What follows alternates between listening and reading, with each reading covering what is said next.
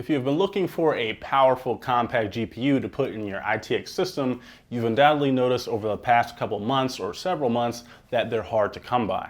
Specifically, the MSI and Gigabyte 2070 minis, which are great compact cards, seem to be out of stock everywhere.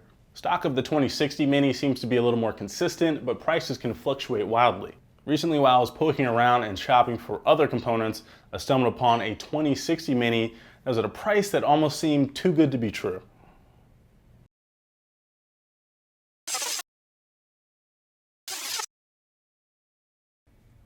Here's a Gigabyte 2060 mini that I picked up for $299.99. Yes, that is $300 for a brand new, not refurbished, not pre-owned 2060 mini. This card is not on sale. It's not running any special promo. You don't need any codes.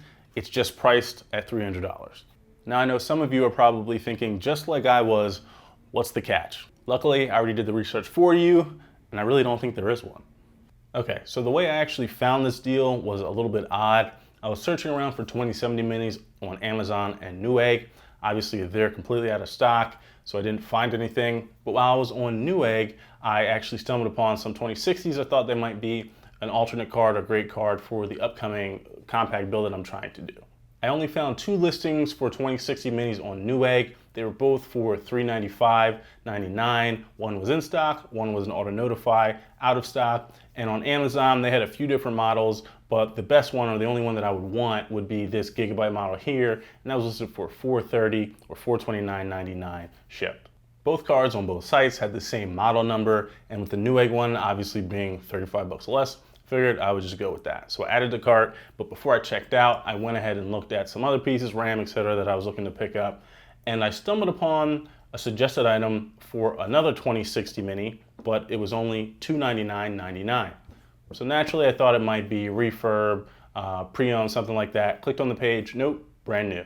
Brand new card, had the identical model number to the one that was currently in my cart and the one that was sitting on Amazon. So I added it to my cart, but before I checked out, I wanted to make sure there was no funny business going on.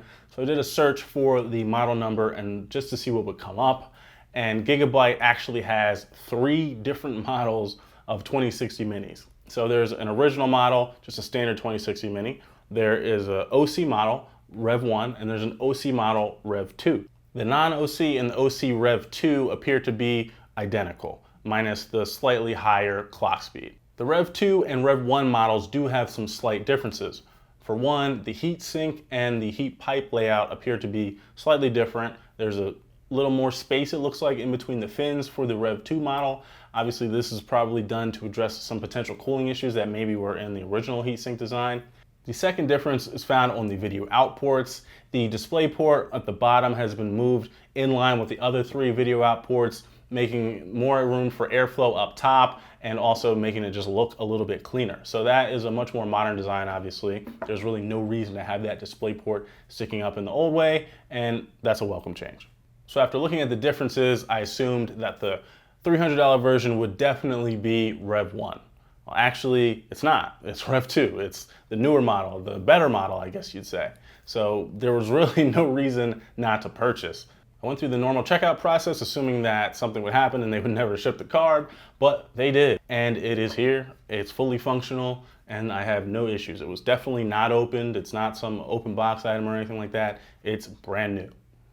Just to make sure there were no issues, I threw the card on my ITX test bench, and it performs like a 2060 should. It's right in line with the full-size desktop numbers of a 2060, all the same performance. The fan noise wasn't anything louder or quieter than you would expect from such a card, and the temperatures were in line as well. It's really a good performer. Similar results to what I got from my 2070 mini when I reviewed that a few months ago.